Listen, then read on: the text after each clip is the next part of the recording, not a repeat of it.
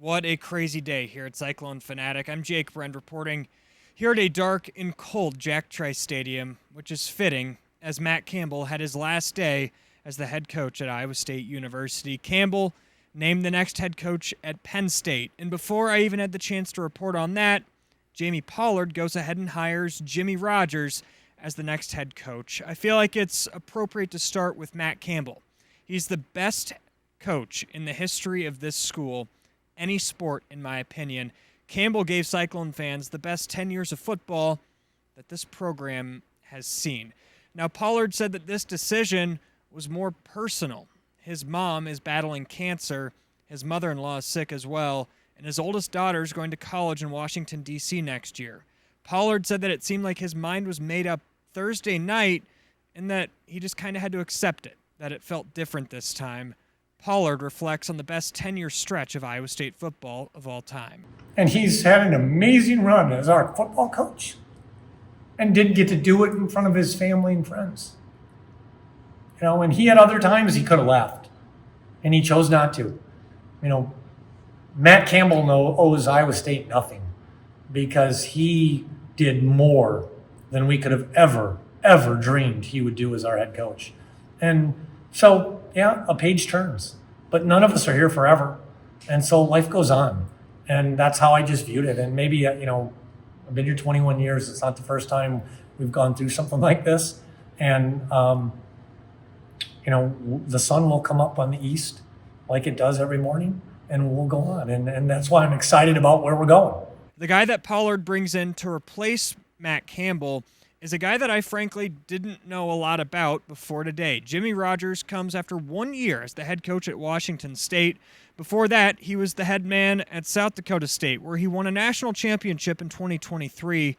Pollard and Rogers met last summer, and here's why he hired Rogers. What I was really impressed with was his love for Iowa State, his knowledge of what it takes to be good in the Midwest, his work ethic. And let's be candid. One of the first people I called this morning when I was making the decision was TJ Otzelberger, because TJ knows him and worked with him. And TJ had no idea that I had been doing all this. And I just flat out asked TJ, okay, tell me. And he said, if he will come, take him. Pollard makes his case for hiring Rogers. Another candidate was offensive coordinator Taylor Mauser. Mauser talked to Pollard 2 different times today and didn't receive that job offer. If Mauser was offered the job, it seems likely, based on our reporting, that a lot of the Iowa State players and coaches would have stuck around, but Pollard elected to not take the risk on a first-time head coach. You know, Taylor is a fine young man. I think the world of him.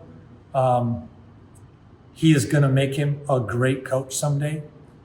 But, you know, and we met this morning, first thing, and talked through, you know, what it would be like if he was the head coach. And we met later today, and, you know, I simply shared with him, this reminds me of when I had to tell TJ we weren't hiring him. And if TJ were standing here right now, he would tell you, as hard as that hurt, and it hurt, because TJ and I are very, very close. I'm the closest with him of any of our coaches.